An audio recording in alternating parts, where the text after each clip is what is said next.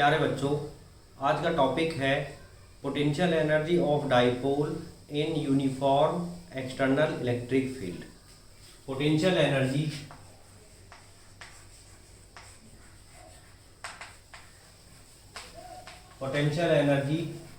Of dipole in uniform electric field.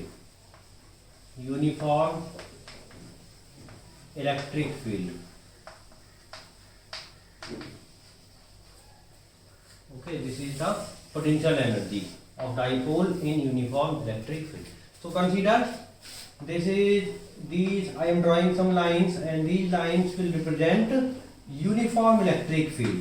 So this is uniform electric field. This is uniform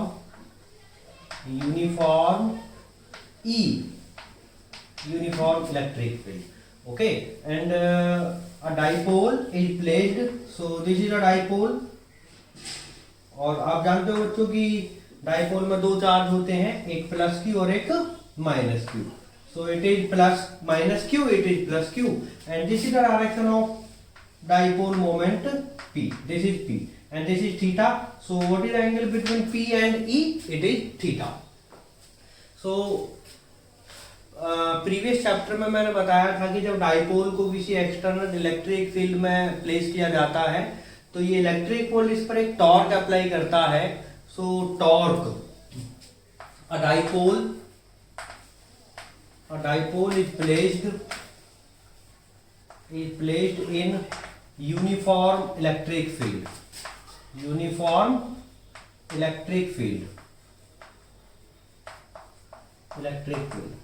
Then torque on dipole.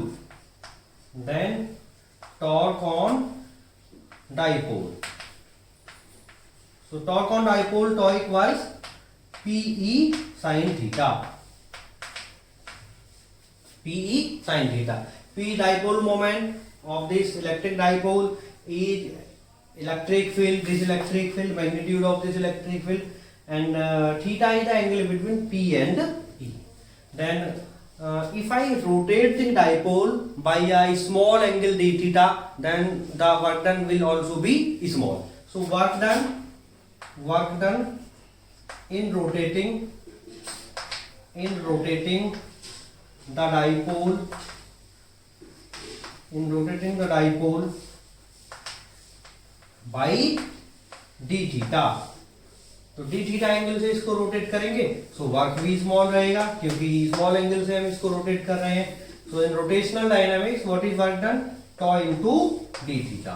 So what is the value of टॉ?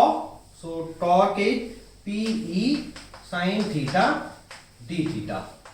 और अब हम चाहते हैं कि इसको हम किसी थीटा नॉट पोजीशन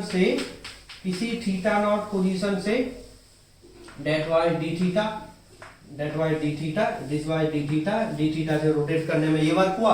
और अब हम चाहते हैं इसको कि किसी थीटा नॉट से थीटा पोजीशन तक रोटेट करने में कितना वर्क होगा. So work done in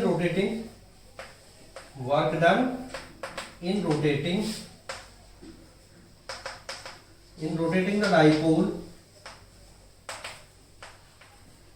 from theta naught to theta. किसी पोजीशन थीटा नॉट में है, जब ये एंगल थीटा है, थीटा नॉट है, और उसको रोटेट किया थीटा तक हमने मूव कराया, रोटेट कराया, then work done. So work done will be W, and this is small work, and if I need from theta naught to theta, so integrate dW from theta naught to theta.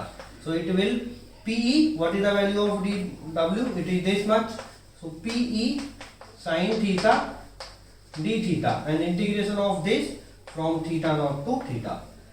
अच्छा बच्चों, यहाँ पर P और E constant है, तो इसको मैं integration से बाहर लिखूंगा PE और limits from theta naught to theta and sine theta d theta. Okay, sin theta d theta, and this W equals PE, and what is the integration of sin theta? That is minus cos theta, and limits from theta naught to theta. तो W equals minus, मैंने outside लिया है minus P, and this is upper limit cos theta and this is lower limit minus cos theta naught. Okay, अब मैं multiply करूंगा P का with sine, so minus P cos theta and minus minus plus, और ऐसे ही लिखता हूं minus PE cos of theta naught. तो यदि इसको ध्यान से देखो बच्चों, तो ये क्या है, final work minus initial work, final work minus initial work. Okay, तो इस W को ही क्या बोलेंगे हम, potential energy. So potential energy क्या होगी, potential energy U equals this work done, तो this work done is minus P cos theta, minus P cos theta and this minus and again minus P cos theta naught.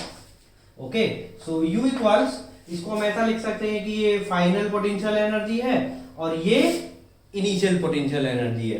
तो initial potential energy हम ऐसे position से लेकर चलते हैं जहां पर ये जीरो हो। जैसे हमने किसी चार्ज को मूव कराया था इलेक्ट्रिक फील्ड में, तो हमने किस पॉइंट से मूव कराया था, जहां पर इलेक्ट्रिक फील्ड जीरो था, जहां पर उसकी पोटेंशियल एनर्जी जीरो थी, और वो कहां पॉइंट था, इन्फिनिटी पर। लेकिन यदि इसको थोड़ा सा आप केयरफुली देखो तो आप पाओगे कि यदि थीटा नॉट 90 डिग्री हो जाए तो ये जीरो हो जाएगा।